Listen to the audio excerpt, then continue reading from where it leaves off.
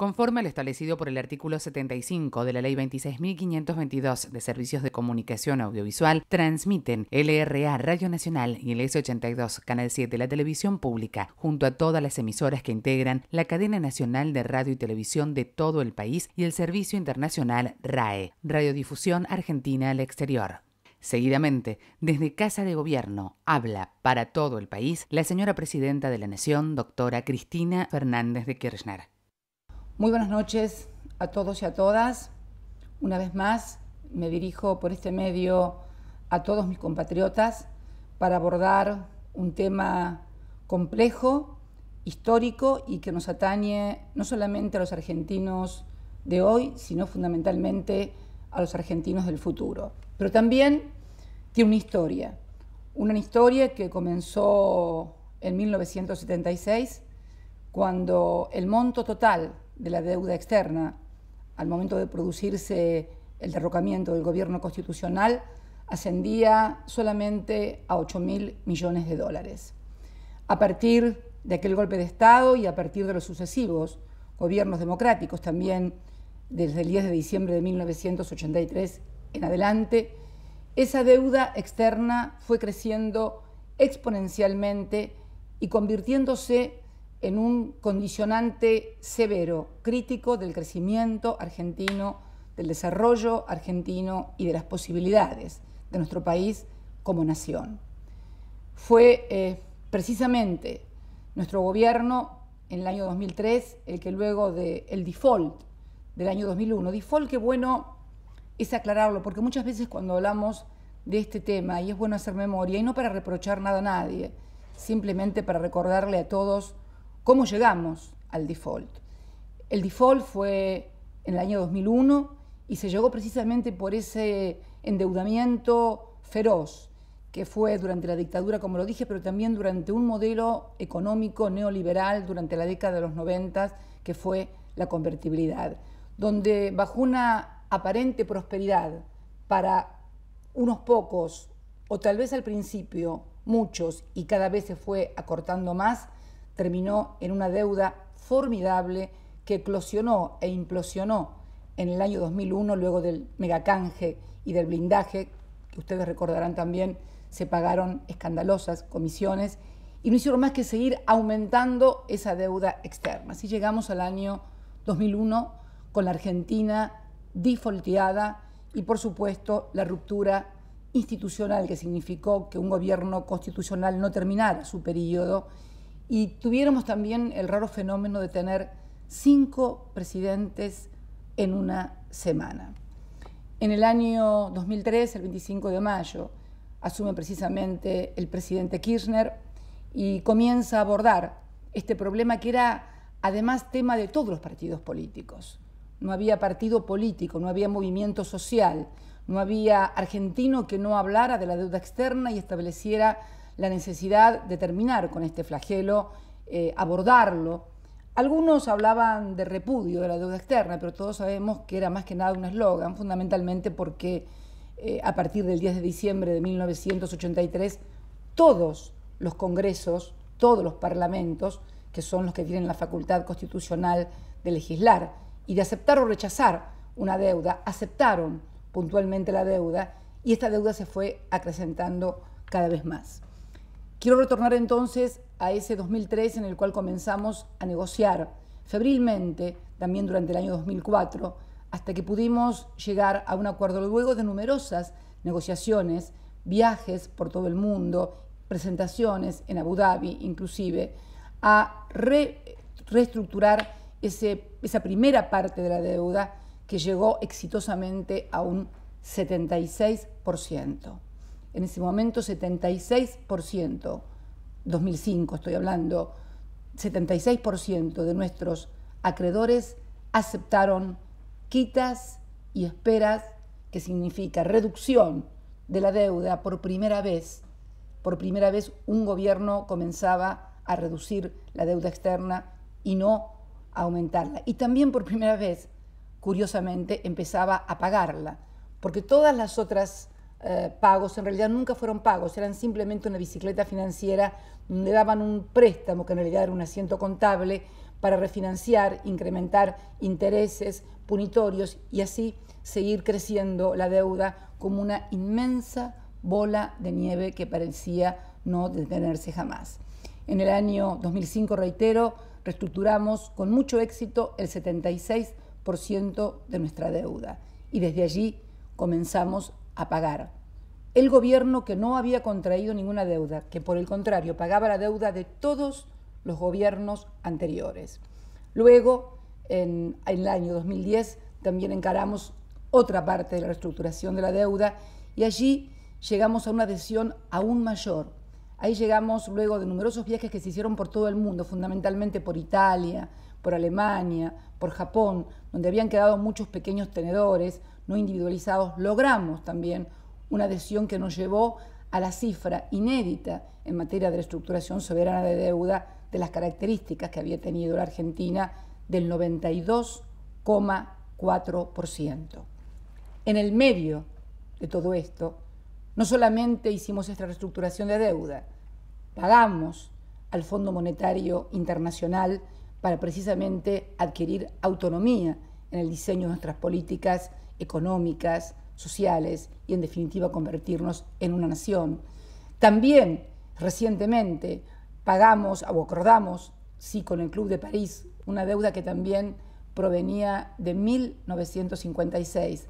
Como yo contaba, tenía 3 años cuando comenzó a contraerse y nuestro ministro de Economía, que fue el que negoció con 19 ministros de Economía de la Unión Europea, logró finalmente un acuerdo sobre la misma y ya pagamos la primera cuota de ese acuerdo por 642 millones de dólares. También en ese lapso se definió exitosamente para la Argentina la expropiación del 51% de las acciones de Repsol, donde nuestro país recuperó la soberanía hidrocarburífera. Y esa situación, que parecía compleja, difícil de arreglar, también pudo arribar a un acuerdo con nuestros acreedores, como también comenzamos a arribar a acuerdos con juicios del CIADI que teníamos. Ustedes saben, CIADI es el Tribunal del Banco Mundial.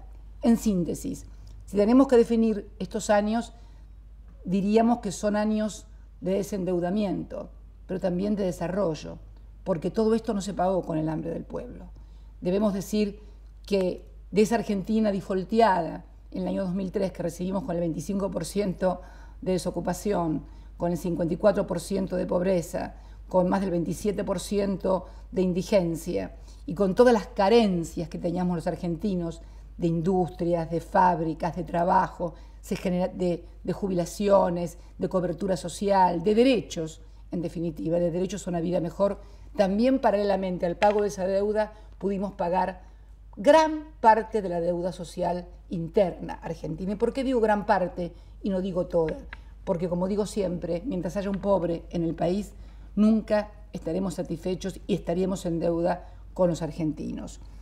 En este marco, es bueno entender también que esa reestructuración de deuda soberana que hicimos en el año 2005-2010 tiene una lógica, que es la lógica de negociar con los acreedores y lograr quitas y lograr esperas, como pasa en la parte privada, como pasa en las quiebras en las empresas privadas. Si un país tuviera que ir a negociar y admitiera que tiene que pagar el 100%, bueno, no habría default. Lo mismo pasa con la quiebra de una empresa privada. Cuando se produce la quiebra de una empresa privada, un concurso de acreedores o una quiebra siempre exige por parte de los acreedores una quiebra para lograr que la continuidad de la empresa.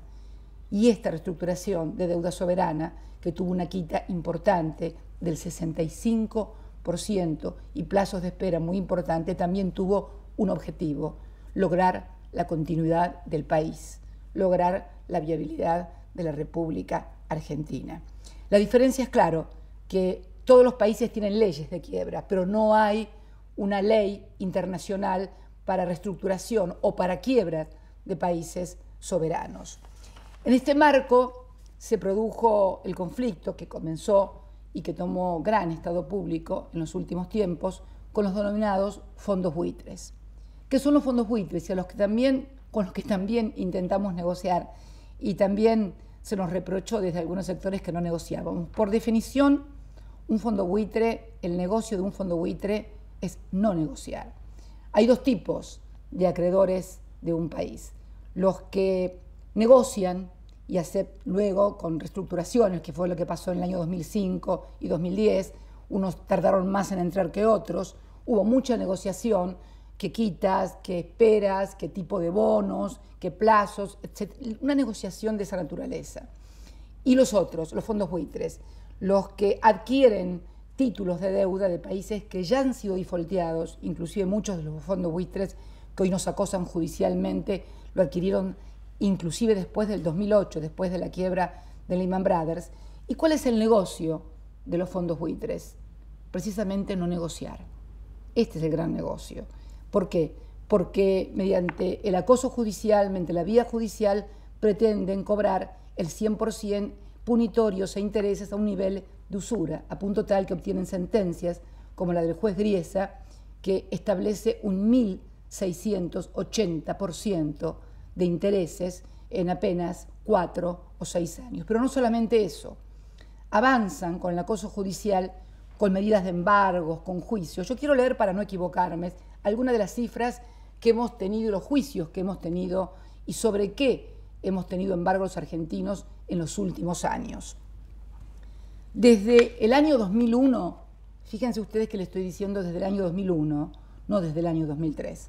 Desde el año 2001 se abrieron contra nuestro país, contra su país, contra mi país, contra nuestro país, la República Argentina, más de 900 causas judiciales y 80 intentos de embargos, que incluyeron reservas del Banco Central, los fondos de los jubilados, 2 satélites científicos, el edificio de la Embajada en Washington, nuestra fragata Libertad y hasta dinosaurios. Sí, como está escuchando, una vez que decidimos hacer una exposición junto con el gobierno de Alemania en materia de dinosaurios, la Argentina tiene muchos.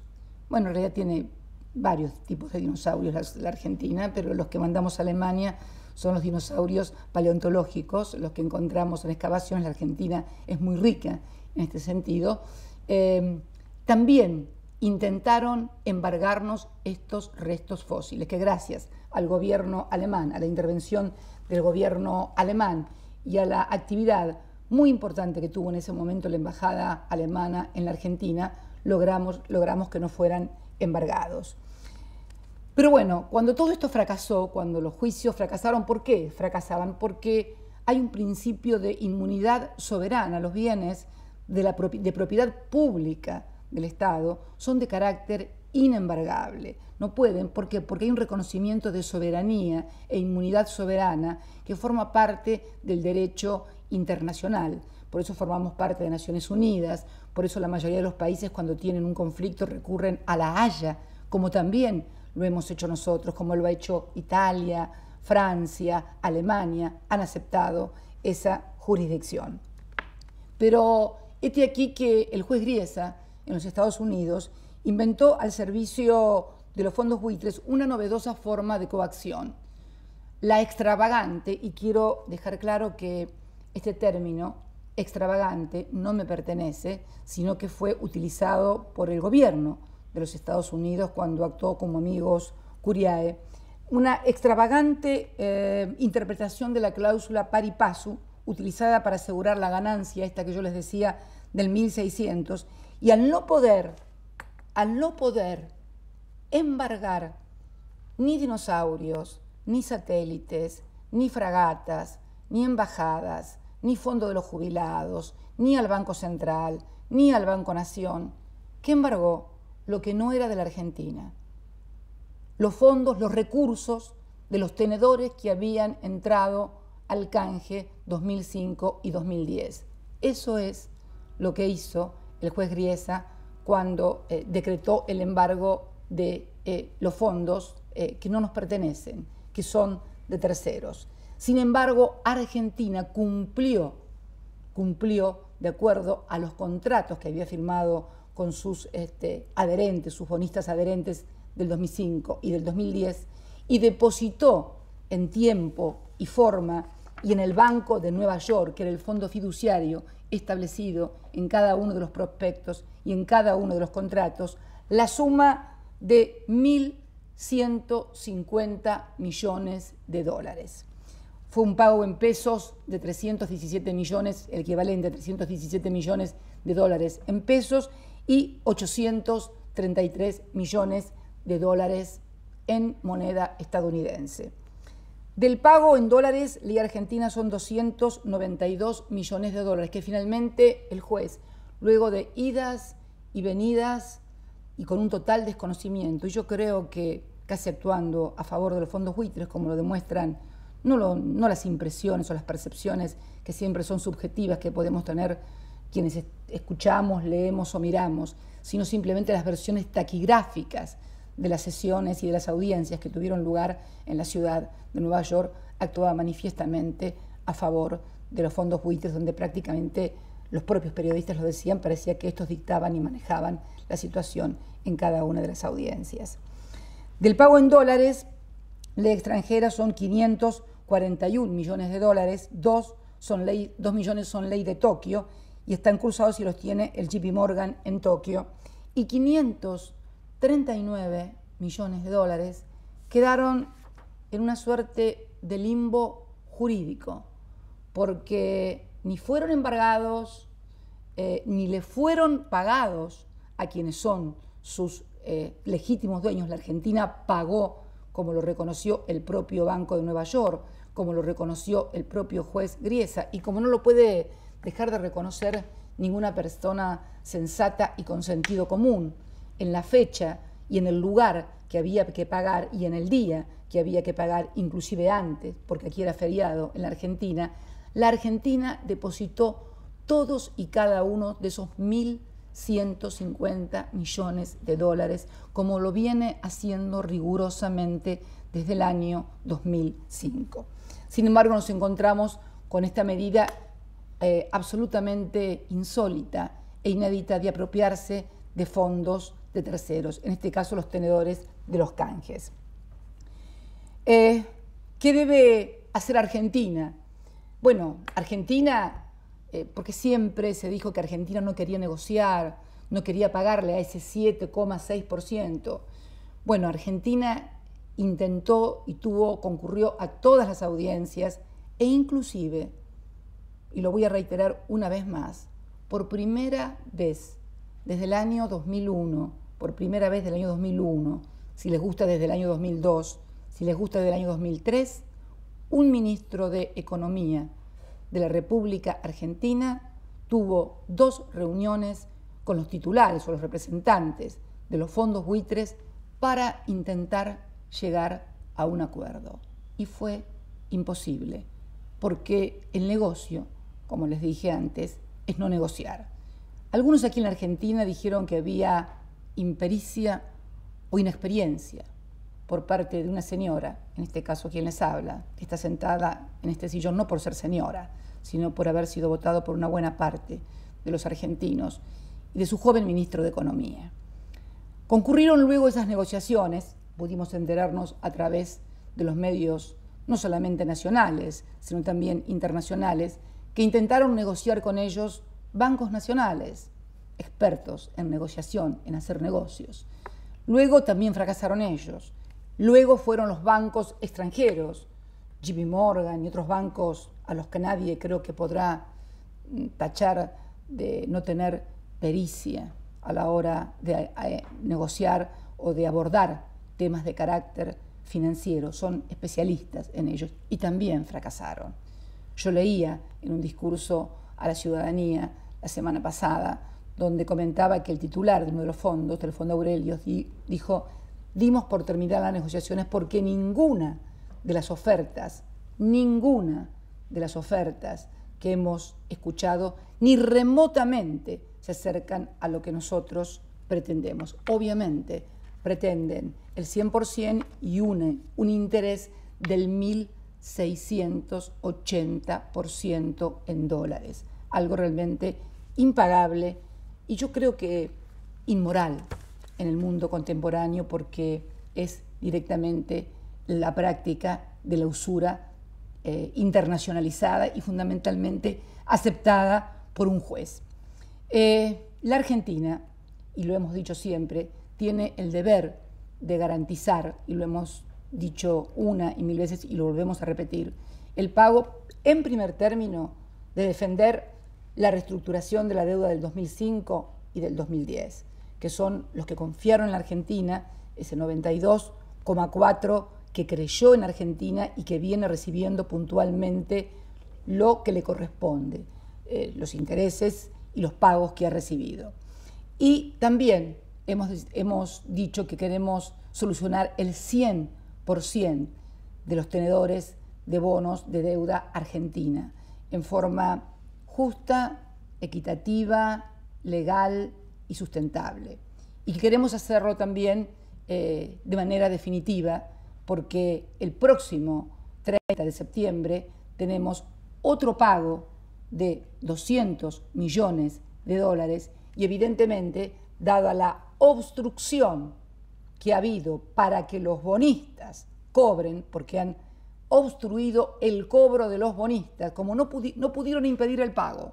Argentina pagó, Argentina cumplió, e hicieron algo insólito y absolutamente extravagante. Obstruyeron el cobro de los bonistas, pero algo más extravagante aún. Permitieron que unos cobren y que otros no. Por ejemplo, los del Citi en moneda nacional cobraron, y los de LA en Nueva York no pudieron cobrar. O sea, el Citi pudo, porque se lo pidió al juez, pagar, y al Banco de Nueva York le impidieron pagar a los tenedores. La primera pregunta que me hago, porque hemos tomado conocimiento en estos días que la Cámara de Apelaciones del juez Griesa ha aceptado una apelación del Citibank. Ustedes saben, el Citibank es un banco emblemático de los Estados Unidos, pero aquí en la Argentina es un banco argentino y tiene que cumplir con las leyes argentinas. Ha apelado la orden de Griesa y la Corte le ha concedido la apelación y la va a tratar en audiencia el 18 de septiembre. No sé qué va a resolver la Corte de los Estados Unidos. Sí espero que, así como el juez Griesa resolvió a favor del Citibank por única vez y le permitió no quedar, digamos, en situación de ilegalidad y de ilegitimidad, que lo hubieran hecho tal vez que perdiera la posibilidad de ejercitar la autorización como banco aquí en la República Argentina, tenga la misma mirada y fundamentalmente la misma decisión jurídica respecto de otros bancos y de otras instituciones, por ejemplo, Euroclear, Eurobank, y también de otros tenedores de deuda, alemanes, japoneses, franceses, europeos, que están con ley de Gales, con lo que se llama bono euros, ley de Gales y ley de Londres, para definitivamente establecer la igualdad, porque ni siquiera hay igualdad de cómo se ha tratado en no permitir cobrar a los acreedores. A unos se les permitió cobrar y a otros no se les permitió cobrar. Si esto se le puede denominar justicia, la verdad que es muy dudoso. Por eso hoy quiero comunicarle a todo el pueblo argentino que hemos decidido, yo lo había adelantado, ustedes saben que el Poder Ejecutivo negocia la deuda externa por delegación del Congreso, pero por aplicación de lo dispuesto por la Constitución Nacional, que tiene la facultad originaria en el artículo 75 de negociar la deuda externa, es el Parlamento Nacional. Y yo dije que ninguna decisión iba a ser tomada sin pasar por el Parlamento Nacional, como hicimos con el canje 2005, como hicimos con el canje 2010. No ocurrió lo mismo en otras oportunidades, como el megacanje o el blindaje, pero nosotros siempre hemos cumplido y hemos enviado al Congreso todo lo negociado en materia de deuda externa, porque creemos que así debe ser, y una vez más lo haremos. Por eso hemos decidido enviar una ley al Congreso Nacional, ley del pago soberano local de la deuda externa de la República Argentina, que tiene dos títulos. El primero se refiere precisamente al pago soberano local, y en su artículo primero establece que en ejercicio del poder soberano de la República Argentina se declara de interés público la reestructuración de la deuda soberana realizada en los años 2005 y 2010, así como el pago en condiciones justas, equitativas, legales y sustentables al 100% de los tenedores de títulos públicos de la República Argentina. Artículo 2.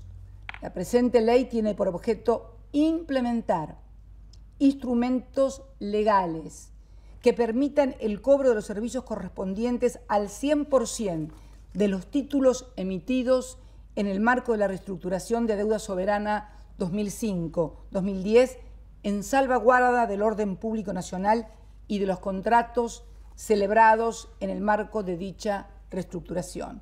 Esto también significa orden público y fundamentalmente un principio general del derecho civil argentino y del derecho internacional, el pacta sunt servanda. Debemos ser esclavos y siervos de nuestros propios contratos. Y esto es lo que quiere la Argentina, cumplir con los contratos firmados en el año 2005 y 2010. Y también incluir a través de esta ley a quienes no entraron en esos canjes y que son el 7,6, como más adelante dice el articulado.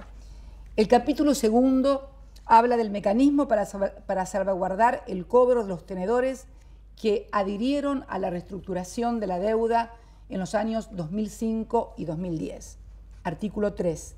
Se autoriza al Ministerio de Economía y Finanzas Públicas a adoptar las medidas necesarias para remover al Banco de Nueva York, Mellon, como agente fiduciario y a designar en su reemplazo a Nación Fideicomisos Sociedad Anónima. Todo ello sin perjuicio del derecho que asiste a los tenedores de designar un nuevo agente fiduciario que garantice el canal de cobro de los servicios correspondientes a los títulos reestructurados. Esto es muy importante porque esto está establecido en los propios prospectos y esto tiene que ver con los avisos legales publicados oportunamente por la República Argentina, no solamente en nuestro país, no solamente en el boletín oficial, sino también en todos los diarios del mundo, avisando precisamente a los tenedores de los bonos, de los canjes, de los derechos que los asistían frente a la obstrucción ilegal e ilegítima que hacían para el cobro de sus acreencias. Artículo 4. Se crea una cuenta especial de Nación Fideicomiso Sociedad Anónima en el Banco Central de la República Argentina, y cuyo objeto será mantener en fiducia los fondos allí depositados y aplicarlos al pago de los servicios de deuda correspondiente a los títulos regidos bajo el convenio de fideicomiso de los años 2005 y 2010. Artículo 5.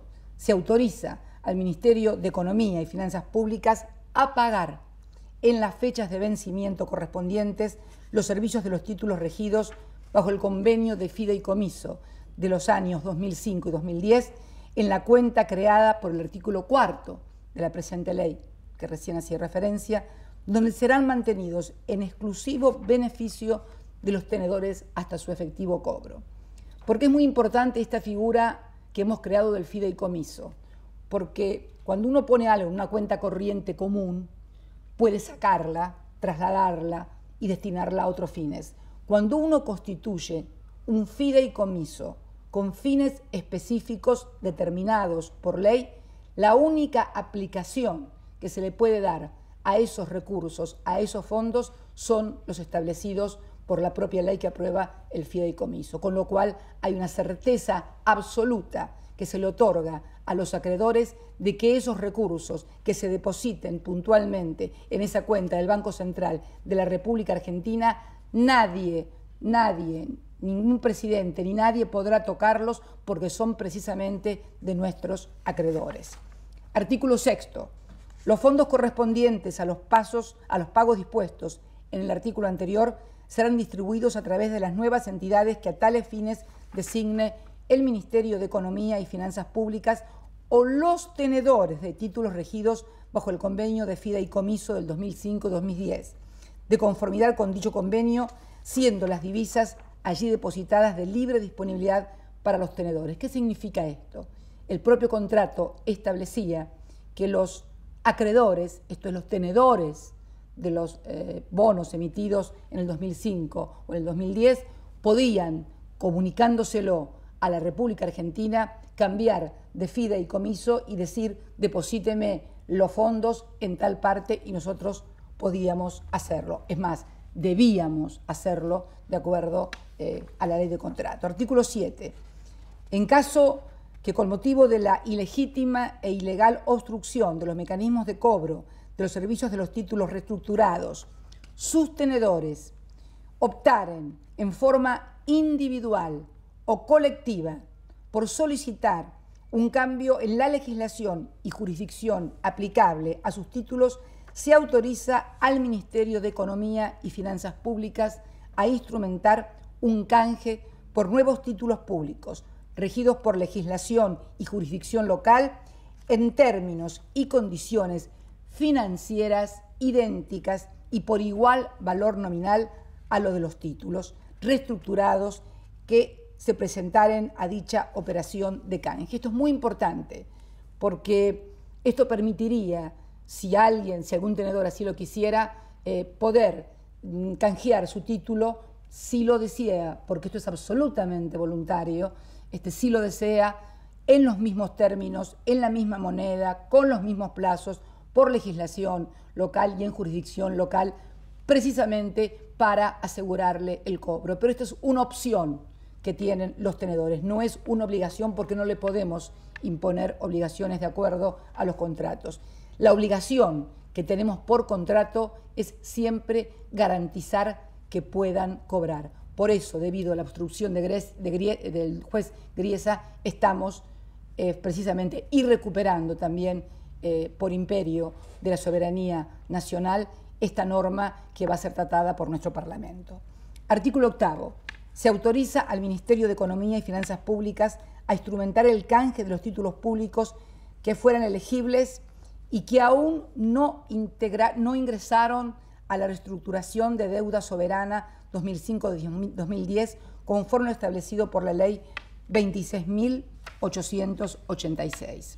Quiero volver a repetir la norma porque precisamente este artículo, el 8, es el que incluye por primera vez a todos aquellos que no han querido ingresar al canje. No solamente abrimos el canje, sino que ya lo autorizamos a que cobren en los términos del canje 2005-2010 y en los términos de la ley 26.888 a ese 7,6 que nunca ingresó y que le va a permitir de ingresar tener ganancias superiores al 300%. No estamos regalando, ni nos están regalando absolutamente nada.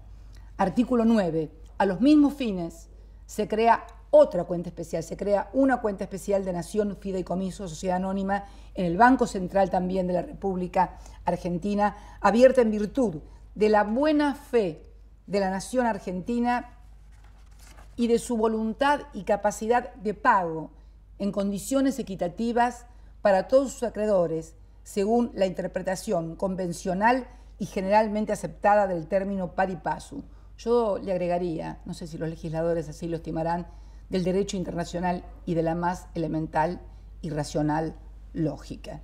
Pero vamos a abrir también una cuenta especial en el Banco Central para que también se le deposite allí al 7,6% lo que le correspondería como si hubieran entrado a los canjes, de modo tal que nadie diga que la Argentina se niega a pagar.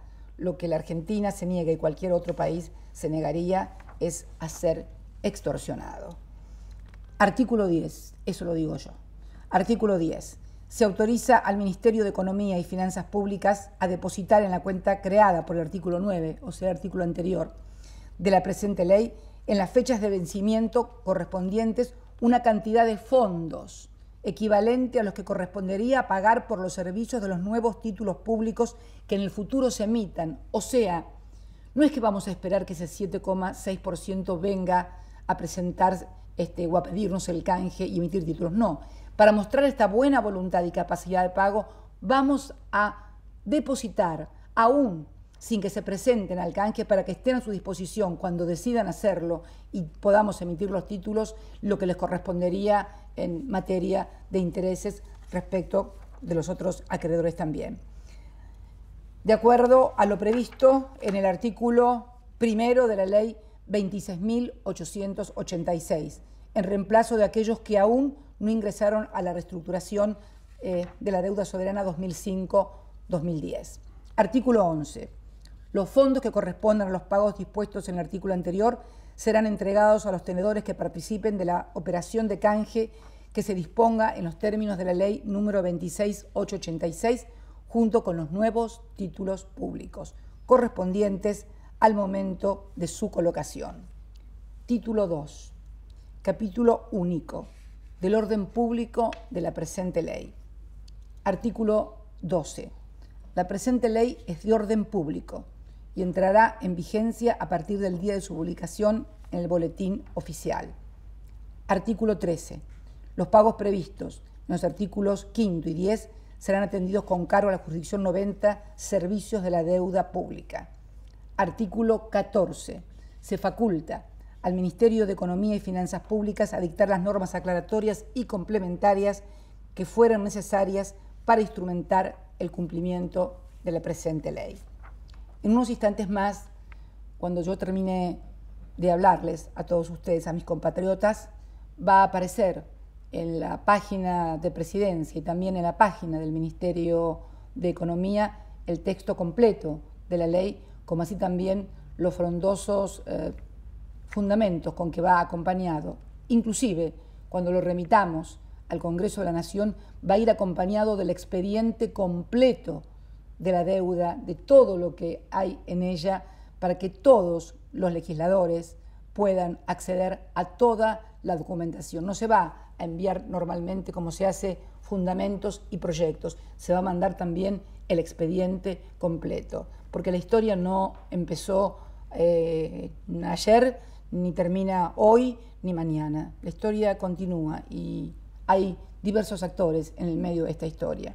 Yo quiero dirigirme a todos ustedes con la certeza de que estoy en estos momentos, sé que estoy atravesando un momento en el cual todos los argentinos tenemos grandes responsabilidades y tenemos muchas diferencias entre nosotros, diferencias en política económica, en política exterior, o en política de derechos humanos, o en cualquier otra diferencia. Pero yo creo que en lo que hace a la soberanía de nuestro país, en lo que hace al hecho de que no nos puedan extorsionar más, en lo que hace al hecho de que la Argentina no la vuelvan a sobreendeudar una y otra vez más, justamente ahora que estamos saliendo argentinos, porque esto justamente nos ocurre al momento de que la deuda externa argentina en dólares, en manos de tenedores privados, representa el 8% del PBI, en momentos en que estamos ya soñando con el autoabastecimiento energético a partir del descubrimiento de yacimientos como nunca imaginábamos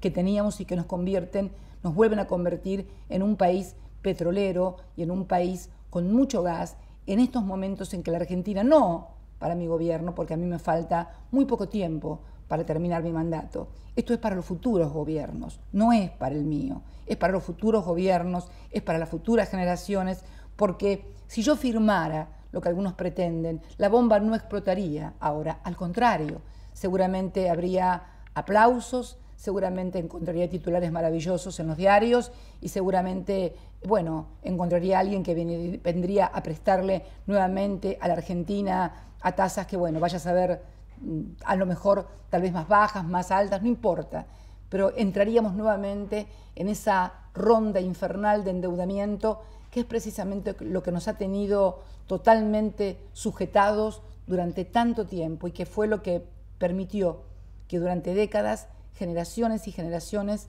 no creyeran en nuestras posibilidades. Fue lo que permitió que muchísimos argentinos tuvieran que emigrar de nuestro país, no solamente por una cuestión como durante la dictadura para sobrevivir con vida, valga la redundancia, sino para sobrevivir económicamente. Lo que yo pretendo sinceramente como presidenta de todos los argentinos, que he tenido el inmenso y nunca tal vez soñado honor de ser electa 2 veces presidenta de todos los argentinos, inclusive en la segunda oportunidad por más votos que en la primera, lo cual también para mí constituye un motivo de orgullo, que además ha tenido la inmensa suerte de tener como compañero al hombre que precisamente inició este proceso virtuoso de desendeudamiento, de autonomía de la Argentina, de generar trabajo para todos los argentinos, de generar dignidad para todos los argentinos. Para mí lo siento como un compromiso que excede lo meramente coyuntural, lo meramente o de la etapa para ingresar decididamente en lo histórico. Estoy un poco nerviosa, discúlpenme si me pongo un poco nerviosa, normalmente suelo tener más aplomo, pero realmente siento que estamos viviendo un momento de mucha injusticia con la República Argentina. Y creo que un nuevo orden global, porque hemos sido además apoyados desde distintas partes del mundo, desde organismos como el Mercosur, como la CELAC, como la UNASUR, como más de 100 académicos que se han presentado ante el Parlamento norteamericano, en fin, como muchísimos otros artículos que han aparecido en todas partes del mundo. Por la propia lógica estamos siendo apoyados, pero no apoyando a un gobierno, sino apoyando a esta cosa tan loca que significa que de repente alguien quiera tumbar la reestructuración de deuda más exitosa de la que se tenga en memoria, y más exitosa no solamente porque se cumplió, sino porque se cumplió con crecimiento e inclusión social para todos los argentinos, que yo creo es lo que está faltando hoy en muchas partes del mundo, y por eso suceden las cosas que suceden. Por eso les pido a todos que en todo lo que estemos en desacuerdo sigamos estando en desacuerdo, pero en estas cosas, por favor, tengamos la grandeza de entender que no es el problema de un gobierno. Es más, todos, absolutamente todos los argentinos saben que esta deuda no la contrajo este gobierno. Esta deuda la contrajeron otros gobiernos.